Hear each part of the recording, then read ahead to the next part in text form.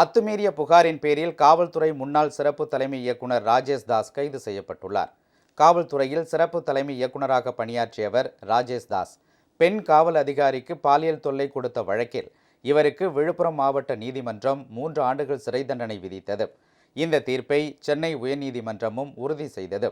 இதைத் தொடர்ந்து ராஜேஷ் தாஸ் உச்சநீதிமன்றத்தில் மேல்முறையீடு செய்து தன்னை கைது செய்வதற்கு இடைக்கால தடை பெற்றுள்ளார். பாலியல் புகாரில் ராஜேஷ் தாஸ் சிக்கியவுடன் அவரது மனைவியும் தற்போதைய தமிழக அரசின் எரிசக்தி துறை செயலாளருமான பீலா ராஜேஷ் அவரை பிரிந்தார். இருவரும் கணவன் மனைவியாக வாழ்ந்தபோது தையூரில் வாங்கிய மாளிகை வீடு பீலாவின் மேற்பார்வையில் அவர் நியமித்த காவலாளியின் கட்டுப்பாட்டில் இருந்து வந்தது. இந்த நிலையில் அந்த மாளிகையில் காவலாளியை தாக்கி வெளியேற்றிவிட்டு ராஜேஷ் தாஸ் அத்துமீறி புகுந்துள்ளதாக காவல்துறையில் பீலா புகார் அளித்தார்.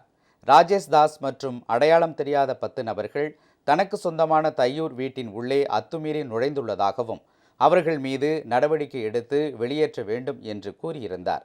அதன் பேரில் ராஜேஷ் தாஸ் மற்றும் 10 பேர் மீது கேளம்பாக்கம் போலீசார் 5 பிரிவுகளின் கீழ் வழக்கு பதிவு செய்து விசாரணை நடத்தினர். இந்நிலையில் ராஜேஷ் தாஸை கேளம்பாக்கம் காவல்துறையினர் இன்று கைது செய்துள்ளனர்.